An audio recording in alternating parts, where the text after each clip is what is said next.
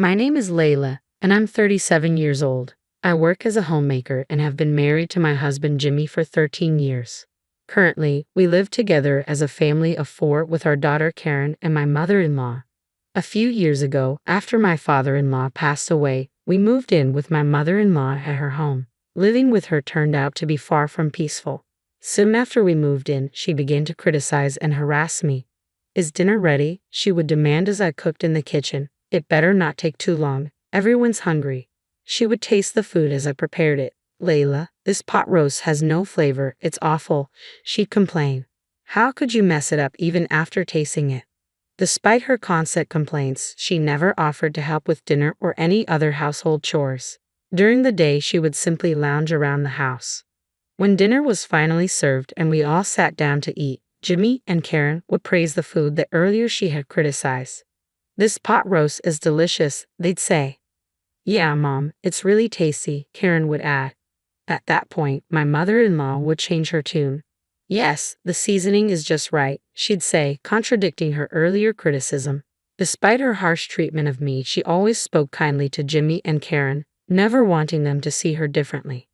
In front of Jimmy and Karen, she sometimes praised me. I thought to myself, today, Layla did all the housework considering my health. She's truly a capable wife, isn't she, Layla? Deep down, I knew that my mother-in-law had forced all the household chores onto me, but I dared not speak up. Whenever I tried to deny her false praise, she would subtly kick my leg under the table where no one else could see. "Yes, that's true," I would manage to say, offering a forced smile. Jimmy, unaware of the truth, would thank me warmly. "Thanks for always being so kind to my mom," he'd say with a smile, believing her words despite the reality. I could never hide my bewilderment at my mother-in-law's blatant attitude.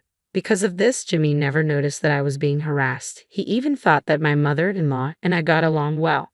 Jimmy cared deeply for his mother, especially after his father passed away. His concern for her was unmatched. I couldn't bring myself to say anything negative about my mother-in-law to Jimmy, who loved her dearly.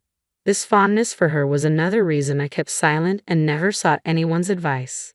When it was decided that we would move in with my in-laws, Karen exclaimed happily, "Yay, I get to live with Grandma now." She adored her grandmother, and they were very close, always playing together and even taking baths together. My mother-in-law's harassment towards me escalated. Once after I returned from shopping, I found the room in disarray. "Hey, mother-in-law, what happened? Why is everything so messy?" I asked, surprised. With a smug look, she replied, "I couldn't find something, and before I knew it, it became a mess." I knew the house would be turned upside down just from looking for something. Mother-in-law had surely done it to harass me. "Sorry, I'm going to dinner with friends now. Cleaning's on you," she added before quickly leaving the house. As expected, I ended up spending the entire day cleaning. I couldn't attend to any other chores. When mother-in-law returned home, she commented, "Laundry, dishes, cleaning, none of it's done. What on earth were you doing?" I bit back my anger at her shameless behavior. I quietly continued with the housework, feeling the pressure of my mother-in-law's constant criticism. "Hurry up, or everyone will come home. If Jimmy realizes what an incapable wife you are, he'll surely divorce you," she taunted, never lifting a finger to help, only hurrying and nagging me. As the evening wore on and dinner remained nowhere near ready, my anxiety grew. In the end, dinner was late, she scolded. "What? Dinner's not ready yet? I'm sorry, it will be ready soon. Just wait a bit longer," I replied, trying to stay composed. Jimmy, concerned, asked, "Are you feeling ill?" "No, it's not that. Today has been a bit hectic," I started to explain, but a glance from my mother-in-law silenced me. Her glare warned me not to speak. Mother-in-law seemed determined to portray me as incapable, hoping Jimmy would grow frustrated and consider divorce. Yet Jimmy's kindness prevailed. Instead of blaming me, he expressed concern for my well-being. Unamused, mother-in-law's harassment towards me intensified. Lately, it extended beyond me to interfere in Karen's affairs. "You two seem to be pushing Karen into attending a private middle school," she accused. "Yes, we are. Is there a problem with that?" I replied firmly. "It's cruel to make her study late every night for exams." "Stop it right now," she demanded. "We are not going to stop just because you said so. Karen herself wants this," I countered. "Kids should just play and have fun. There's no need to force them to study," she insisted. Working hard now will open up more options for her future, and Karen wants this, I argued. You were not doing it for Karen, you were forcing it on her, aren't you? She accused sharply. That's not true, I replied firmly. As Karen dedicated herself to studying and attending tutoring sessions, our time together diminished, displeasing my mother-in-law. Just give up on the middle school exams. It's a waste of time, she concluded, dismissing Karen's aspirations. I couldn't contain my anger at her command. Mother-in-law's disrespect towards Karen's feelings and her selfish remarks infuriated me. Isn't it normal to support Karen when she wants to do this? I retorted, my frustration evident. What? How dare you talk back? Mother-in-law seemed taken aback as I had never spoken up like this before. Karen's exams have nothing to do with you, mother-in-law, I asserted firmly. What do you mean, nothing to do? I'm her grandmother, she countered sharply. Realizing arguing would lead nowhere, I decided to leave. Enough of this, I'm going to pick up Karen, I stated, trying to diffuse the tension. Mother-in-law continued to harass me in front of Jimmy and Karen, seemingly unable to let go of my defiance. Today's dinner looks plain. Is this all we have? She criticized, clearly still upset with me. You can't even think about feeding a growing child. I'm sorry, I replied calmly. Finally, Jimmy couldn't remain silent any longer and snapped at his mother. Come on, Mom, don't complain about the meal that Layla made. His outburst caught mother-in-law off guard, and she quickly backpedaled. Oh, I'm sorry. That's not what I meant to say. Not wanting to escalate the conflict further, I brushed it off. It's fine. After dinner, while I was washing dishes, my mother-in-law came over and muttered ominously, "Remember this," before retreating to her room. From then on, every day was filled with fear, wondering what she might do next. Then one day, it was the day of Karen's acceptance announcement. We nervously headed to the venue. When we checked the bulletin board, Karen's number was clearly displayed there. You did it, Karen. Awesome, you got accepted, we exclaimed, overjoyed. Karen had been studying tirelessly for months and her efforts had paid off with her passing the middle school exams. We have to celebrate today, I declared. Karen, what would you like to eat? Steak, it's my absolute favorite, Karen replied excitedly. Should we order delivery? Jimmy suggested. Hooray, Karen cheered. On my way home, I called the steakhouse and ordered a luxurious steak for delivery. We also decided to buy a cake, so I made a small detour to ask my mother-in-law to receive the steak delivery at the house. When I called her, she replied, "Understood, I'll take care of it." Due to various detours and delays, we didn't get home until well past lunchtime. I'm starving. I want to eat the steak now, Karen exclaimed eagerly as we arrived home. You're right, we're late. The steak should be here, so let's eat plenty, okay? I reassured her. As we entered the house, we ran into my mother-in-law's friends leaving, who all thanked us for the feast in unison before departing. I felt a sinking feeling in my stomach and hurried inside. The dining table was in disarray, the remnants of the steak delivery strewn about. Mother-in-law, did you eat the steak? I asked, trying to keep my composure. Ah, if it's the delivery steak, I enjoyed it with my friends at a luncheon. You'll pay for it later, she replied nonchalantly. What are you doing? I exclaimed, unable to hide my frustration. You were probably planning to order delivery and slack off from housework. I won't allow that, she retorted defiantly. This was supposed to celebrate Karen's success. I reminded her sharply. I had informed mother-in-law beforehand that today was the day Karen's acceptance to middle school would be announced, but she seemed to have forgotten or ignored my words. Karen and Jimmy arrived shortly after. Karen had overheard our conversation in the corridor and was in tears. Rayma saw me, Karen sobbed, her excitement turning to disappointment. Karen had been eager to share her success with her grandmother, but it seemed mother-in-law hadn't even remembered it was the day of Karen's announcement. I thought it was understandable for Karen to cry. Mom, today was Karen's middle school acceptance announcement. How could you forget such an important day? That's awful, I confronted my mother-in-law. She seemed unable to hide her agitation. What? Today, Layla? Why didn't you tell me earlier? I did tell you, I insisted, my frustration mounting. I was too certain to even feel angry.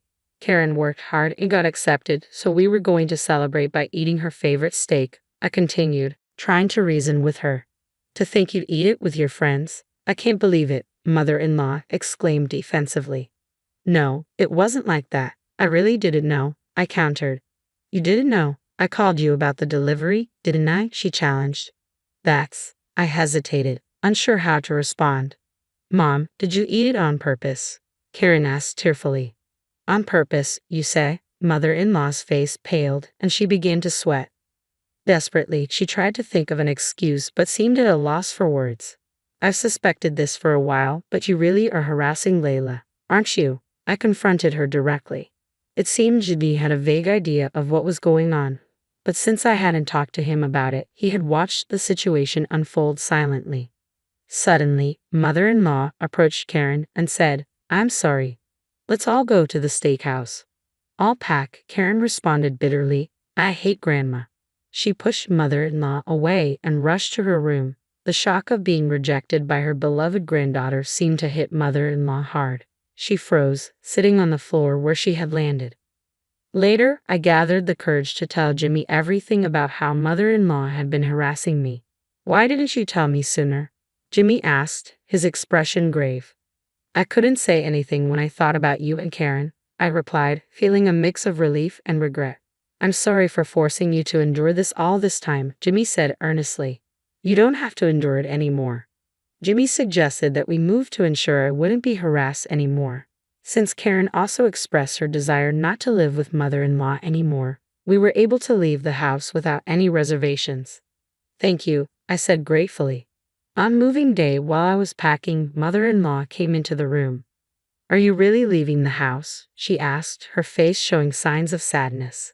Yes, you must be glad to be away from someone you hate, I replied, trying to keep my emotions in check. I don't exactly hate you, mother-in-law said softly. Could you please leave? You're in the way of my packing, I replied firmly, trying to drive her out of the room. She suddenly began to plead, please don't leave. I'll apologize for everything. Please. I can't bear to be apart from Karen, mother-in-law cried, refusing to let go despite my explanations. Feeling stuck, I made a proposal. Actually, we are moving to my parents' house. If you really can't bear to be apart from Karen, will you come with us? There was a moment of silence, then unexpected laughter filled the room. My father has a very stern and scary face, I added, half jokingly, knowing mother-in-law was aware of this. Surprisingly, she agreed. I understand. That's fine with me, she said, shocking me with her acceptance. It became clear that mother-in-law's desire to be with Karen outweighed everything else. Since she wouldn't dare to harass me in front of my parents, and knowing I could report any issues to my father, I reluctantly agreed to live together. Jimmy reassured me, if anything happens with my mom coming along, feel free to kick her out. So we all moved to my parents' house and our cohabitation began. My father, aware of how mother-in-law had treated me and disrupted Karen's celebration, didn't directly blame her. However, his silent disapproval was palpable, causing mother-in-law to speak less and appear downcast. When my mother-in-law moved in with us, she surprised me by readily helping with the housework and working hard. I couldn't help but chuckle at her transformed appearance. Life went on without incident for a while, but eventually, mother-in-law reached her breaking point and yelled, I'm sick of this house.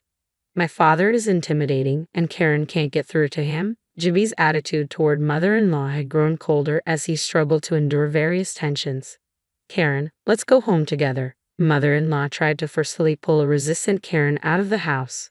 Mother-in-law, stop it. Can't you see Karen doesn't want to go? I intervened. It's better to be with me than in this house, mother-in-law insisted. Just then, my father arrived. What are you doing? Knock it off, he demanded. Frightened by my father's stern tone, mother-in-law froze in fear. I allowed you to live with us because you said you didn't want to be apart from your granddaughter. But if you try to take Karen against her will, I'll call the police for kidnapping, my father warned. I didn't mean it that way, mother-in-law muttered, visibly shaken. Hearing my father's outburst, Jimmy rushed over. Mom, what are you doing? Just leave us. We can't deal with you anymore. I'm cutting ties completely. No, no way, mother-in-law protested. Karen shook off mother-in-law's hand and screamed, Get out. Even mother-in-law seemed shocked by Karen's outburst, dropping her shoulders and leaving the house in tears. Now, she lives a lonely life back at her own house. Afterward, mother-in-law became reclusive and even neighbors and friends began to keep their distance. On the other hand, our